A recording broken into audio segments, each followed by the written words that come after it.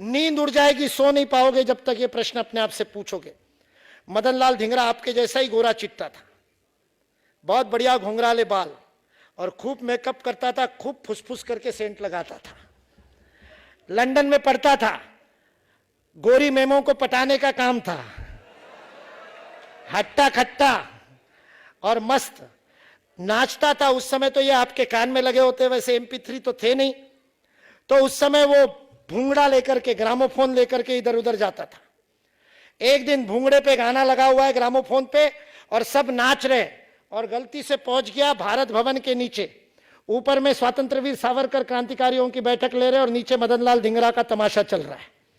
नीचे की आवाज ऊपर तक की। सावरकर ने गुस्सा होकर के वरदराजन नाम के दूसरे क्रांतिकारी को कहा, वरद जाओ देखो, ये अंग्रेज मेरी मां को, भारत मां को लूटते और यहां आकर के अय्याशी करते हैं। बालकनी से वरदराज ने नीचे झुक करके देखा, वापस जाकर के गर्दन नीचे झुका करके खड़ा रहा। सावरकर ने कहा, तू क्यों गर्दन झुका रहा है? तो उसने कहा कि कोई अंग्रेज नहीं, उन सबका लीडर तो हमारा भारतीय बच्चा है, भारतीय युवा है, और वो भारतीय युवा कुछ गोरे और कुछ भारतीय लोगों को लेकर के नाच रहा है। सावरकर लकड़ी की सीढ़ी से नीचे उतरे और उस ग्रामोफोन की सुई को हटाया, गाना बंद हुआ। सारे मदन लाल धिंगरा के मित्र स्तब्ध हुए। सावरकर की कृशकाय पापड़ तोड़ पहलवान जैसी शरीर यष्टि को देख करके लगा, और मदन लाल धिंगरा तो अट्टा कट्टा पहलवान, दंगल करने वाला पंजाब में, और वो तो उसका गुस्सा बड़ा प्रसिद्ध था।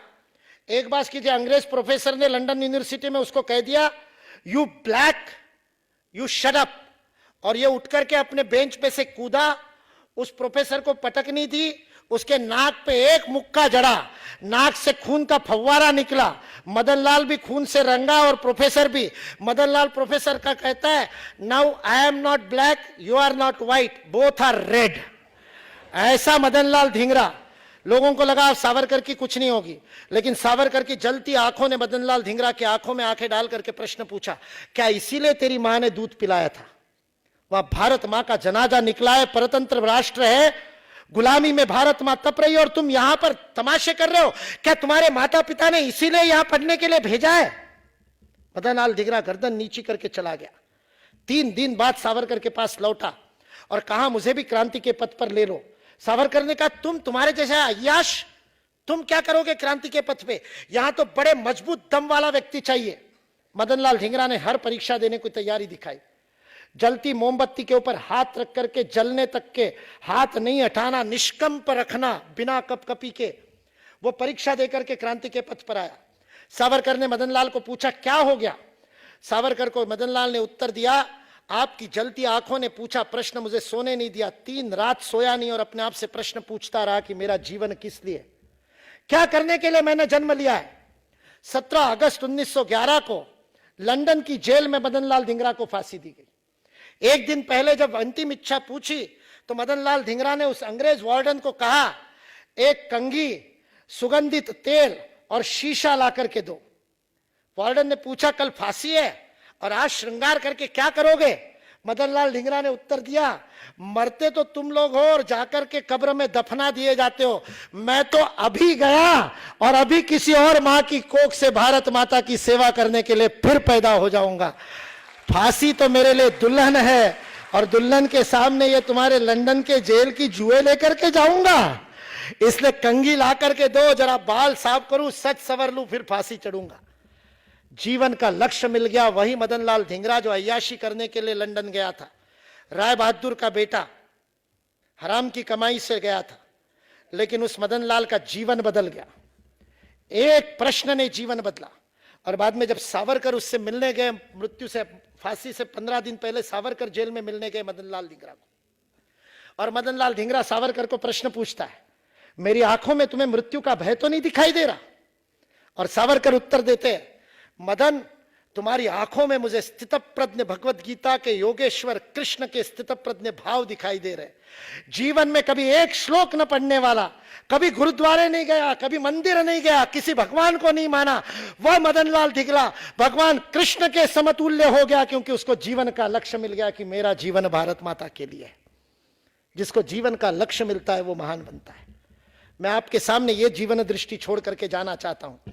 अंतिम एक क्लू देकर के जा रहा हूं, एक सूत्र देकर के जा रहा हूं। मैंने ये उदाहरण दिया था, ये माइक आवाज ग्रहण करता है, ये इसका पर्पस है, लेकिन ये किसकी आवाज ग्रहण करता है? ये वक्ता की आवाज ग्रहण करता है, इसकी अपनी खुद की कोई आवाज नहीं। यदि गलती से इसकी खुद की गुर्र आवाज शुरू हो जाए, विसल बजाना शुरू कर दे, न्यूसेंस नॉइस आ जाए इसका, वो टेक्नीशियन उठा करके फेंक देंगे।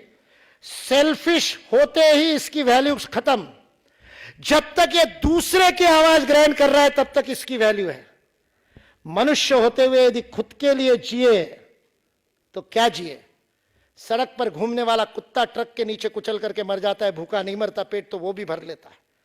मनुष्य होकर के केवल पेट भरने के लिए, और हम में से अधिकतर को तो पेट भरने की चिंता नहीं है, हमने सपने यदि जेब भरने के लिए ले रखे वो जीवन में, यदि जेब भरने के लिए जिए तो क्या जिए? इसलिए जीवन का लक्ष्य खोजना है तो यह खोजना कि मेरा कंट्रीब्यूशन क्या होगा, मैं दुनिया को क्या दूंगा, मैं समाज को क्या दूंगा, मैं परिवार को क्या दूंगा, मैं देश को क्या दूंगा। केनेडी ने पूछा था, don't ask what America shell give you, ask what you shall give America. और 63 में मंदी की मार झेल रहा अमेरिका 6 साल के अंदर मैन ऑन मून का प्रोजेक्ट लेकर के पूरा परिवर्तित हो जाता है, क्योंकि अमेरिका की यूनिवर्सिटीज को केनेडी ने कहा, अमेरिका के लिए रिसर्च करो, खुद के लिए नहीं। खुद के एपीआई के पॉइंट्स बढ़ाने के लिए मत लिखो रिसर्च पेपर, लिखना है तो देश के लिए लिखो, that is research for resurgence. Kennedy के एक आह्वान पे 6 साल अमेरिका खड़ा हो गया। आज टेक्नोलॉजिकल सुपर पावर है, आर्थिक में तो डूब गया, लेकिन टेक्नोलॉजिकल सुपर पावर आज भी है। क्यों? क्योंकि सारा देश देशभक्ति से भरा हुआ है। एक बात के कारण अमेरिका आज जीवित है, पेट्रियोटिज्म। क्योंकि उनके एजुकेशन सिस्टम में कूट कूट करके भर दिया जाता है कि तुम तुम्हारे देश के लिए हो। इसलिए यह उदाहरण मैंने दिया।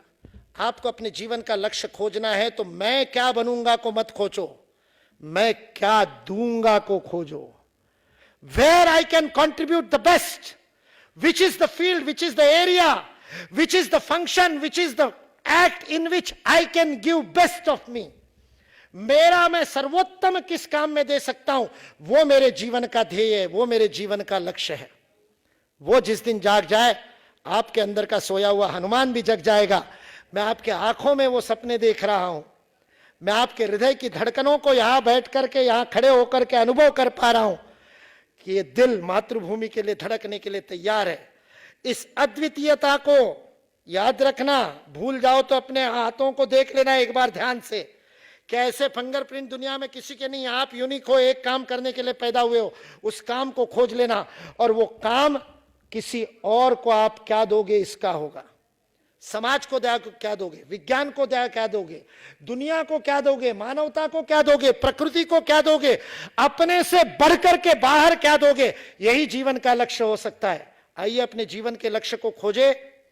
बाहर भाई भाई भाई भाई पूछने की जगह अंदर पूछने लगे, अपने आप से पूछे कि मैं कौन हूं, किसने पैदा हुआ। जय हिंद, जय भारत।